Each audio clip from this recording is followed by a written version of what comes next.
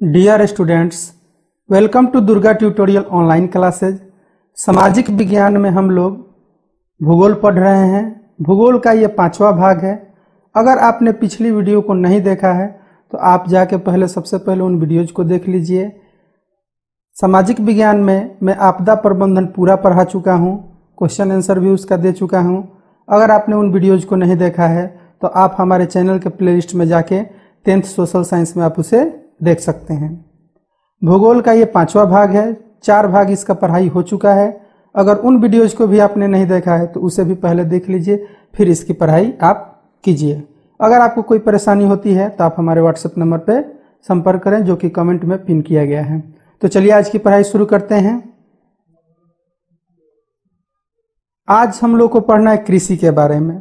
सबसे पहले कृषि के बारे में समझते हैं। कृषि मानव जीवन का सबसे महत्वपूर्ण हिस्सा है। आज हमारी जनसंख्या कृषि पर ही आधारित है।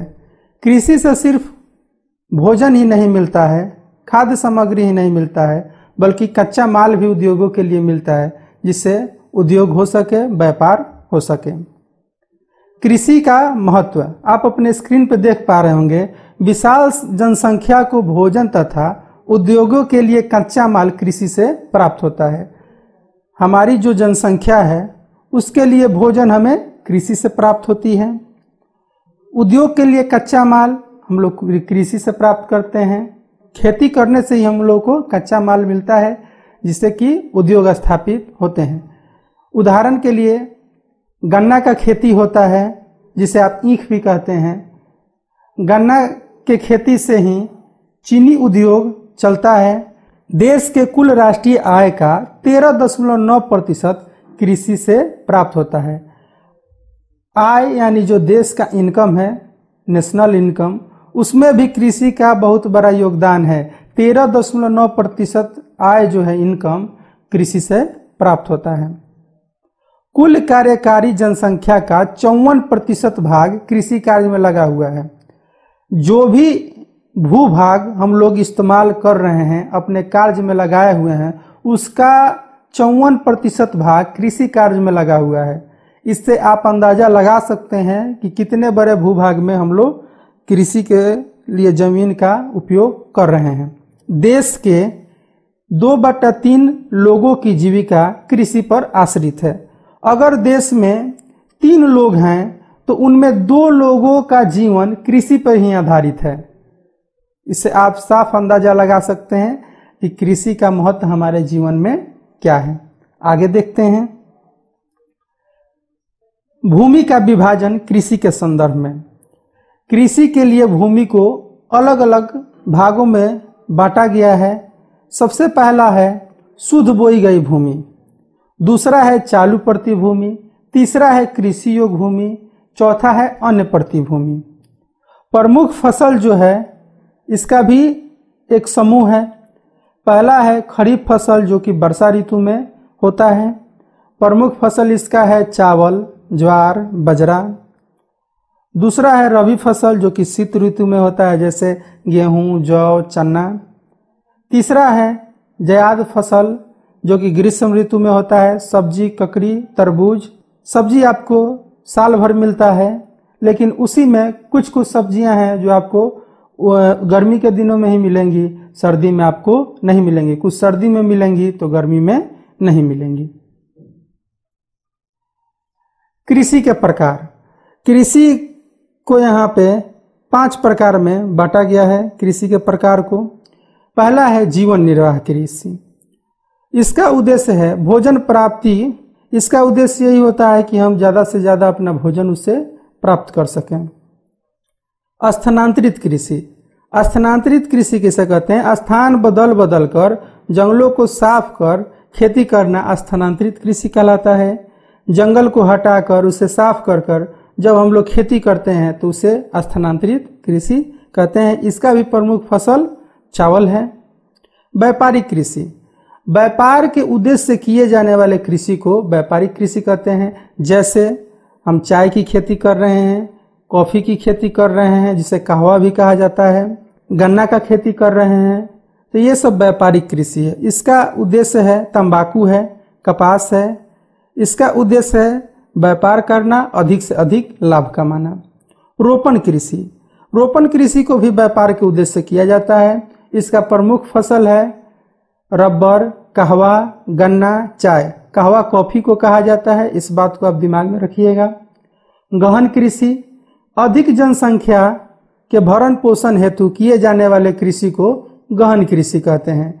इसका भी प्रमुख उद्देश्य यही होता है कि हम अधिक से अधिक उस कृषि से भोजन प्राप्त कर सकें। इसका प्रमुख फसल चावल है। आगे देखते हैं। स्थानांतरित कृषि के स्थानीय यानी क्षेत्रीय नाम। उत्तर पूर्व असम में झूम इसे कहा जाता है, आंध्र प्रदेश में पोडू, उड़ीसा में पामाडाबी, केरल में कुमारी, राजस्थान में वालरे, झारखंड में कुरुल, हिमालय क्षेत्र में खील, अंडमान निकोबार में दीपा। इस स्थानांतरित कृषि को अलग अलग जगह अलग अलग नाम से जाना जाता है। प्रमुख फसलें।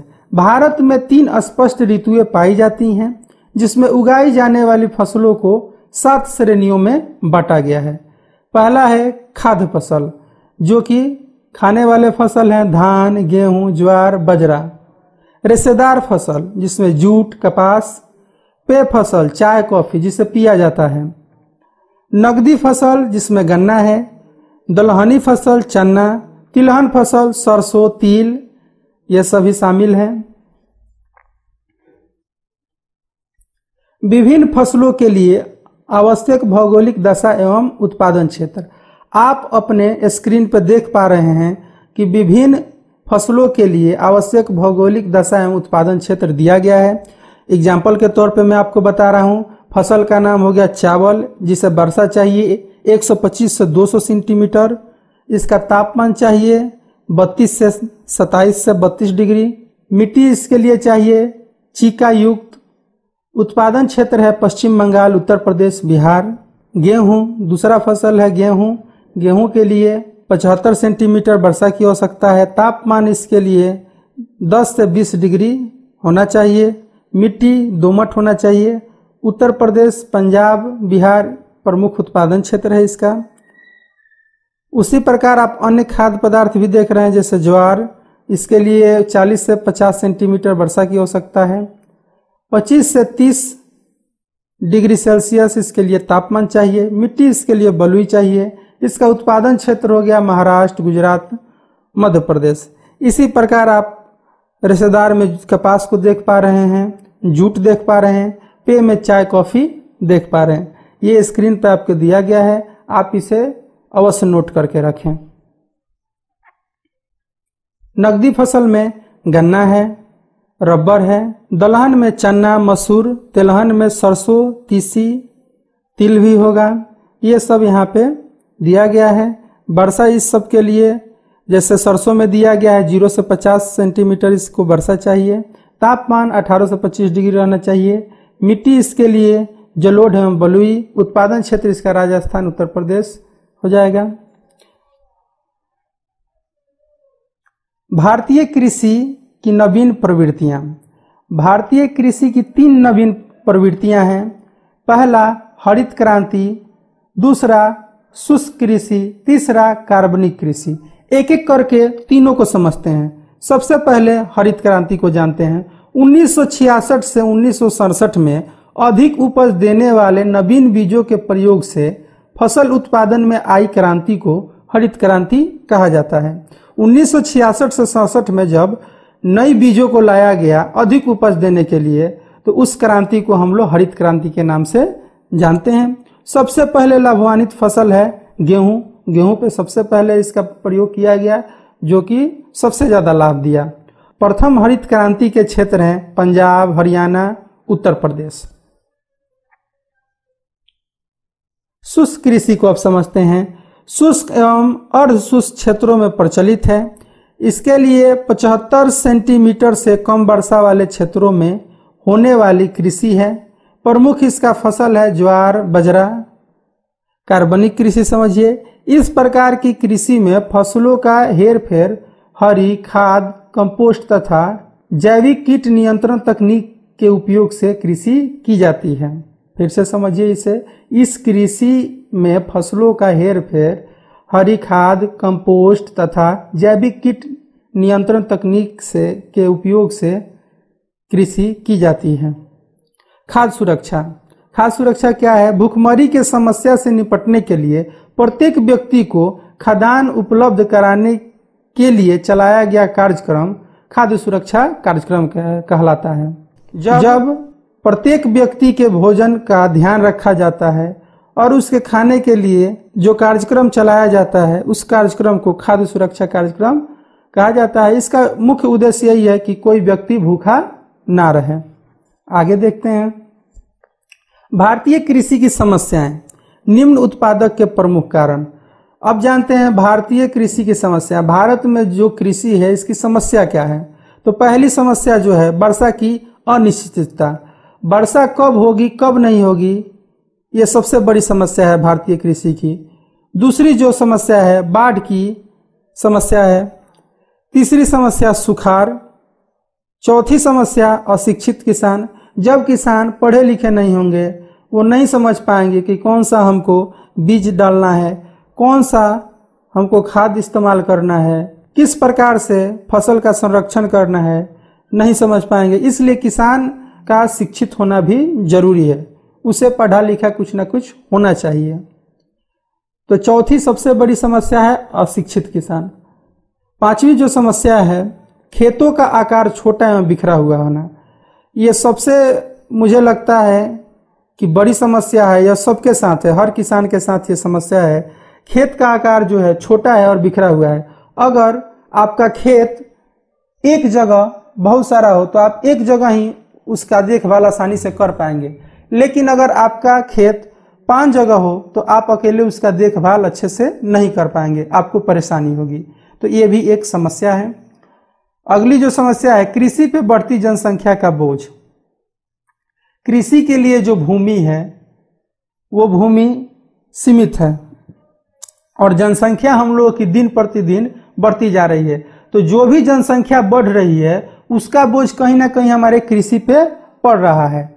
तो ये एक सबसे बड़ी समस्या है कि किस प्रकार हम लोग फसल का उत्पादन बढ़ाएं ताकि हमारे इतने बड़े जनसंख्या का भरण पोषण हो सके। सिंचाई का अभाव। अभी भी सिंचाई का अभाव है।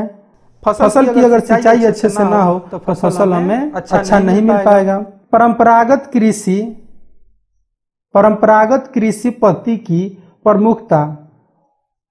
सबसे बड़ी एक और भी ये भी समस्या है कि परंपरागत कृषि पद्धति की प्रमुखता। हम लोग पहले से जो होता आ रहा है उसी चीज पे ज्यादा ध्यान देते हैं। अगर पहले से मैं एक अलग बीज बोते आया हूं तो अब मैं उसे मार्केट में अगर नया बीज आ रहा है तो मैं उसे बदलने का कोशिश नहीं करूंगा। हो सकता है कि पुराना बीज हमको कम दे रहा है, नया बीज ज्यादा दे, फिर भी मैं सोचूंगा कि पहले से इस्तेमाल हो रहा है तो इसी को इस्तेमाल क्यों ना किया जाए। तो इस सोच से भी कहीं ना कहीं किसानों को बाहर आना पड़ेगा। कृषि उत्पादों का उचित मूल्य ना मिलना। कृषि उत्पादों का जो भी फसल किसान द्वारा उगाया गया जब वो उसे मंडी में ले जाता है उसका उचित मूल्य उसे नहीं मिल पाता है, इसलिए वो निराश हो जाता है। आगे उसे खेती करने में कठिनाई होने लगती है। तो एक ये समस्या कृषि में, भारतीय कृषि में बहुत बड़ी है कि उचित मूल्य ना मिल पाना। अगर किसान फसल उगा रहा है तो उसे अगर उचित मूल्य मिले तो आगे भी वो खेती खुशी से कर सकता है। आज का लेक्चर यहीं पे समाप्त होता है। वीडियो देखने के लिए धन्यवाद। अगर आपका कोई सुझाव हो या प्रश्न हो तो हमें कमेंट करके जरूर पूछें। अगर आपको कोई परेशानी हो तो आप हमें व्हाट्सएप पे मैसेज करके पूछ सकते हैं। मेरा नंबर कमेंट में पिन किया गया है, डिस्क्रिप्शन बॉक्स में भी है। अगर आपने पिछली वीडियो को नहीं देखा है तो आप वीडियोज को देखिए ताकि आप अच्छे से समझ पाएं। जो भी आप ऑनलाइन पढ़ रहे हैं उसे कोशिश कीजिए कि अपने नोटबुक में जरूर लिखें। केमिस्ट्री का पूरा वीडियो 10th क्लास का अपलोड हो चुका है, आप उससे पढ़ पाइएगा। मैथ भी चल रहा है, मैथ अपने प्लेलिस्ट से आप जाके देखिए हमारे चैनल पे। जो भी छात्र जिनका मैथ कमजोर है या अच्छे भी हैं मैथ में, दोनों उससे पढ़ाई कर सकते हैं। बहुत ही अच्छा एग्जाम की तैयारी के लिए मैथ बताया गया है, उसे आप जरूर देखें। अगर आप हमारे चैनल पर नए हैं, इस वीडियो को पहली बार देखे हैं तो इस चैनल को जरूर सब्सक्राइब करें, अपने दोस्तों के साथ इसे ज़्यादा से ज़्यादा शेयर करें ताकि हर स्टूडेंट को हमारे वीडियो से लाभ मिल सके। Again thank you.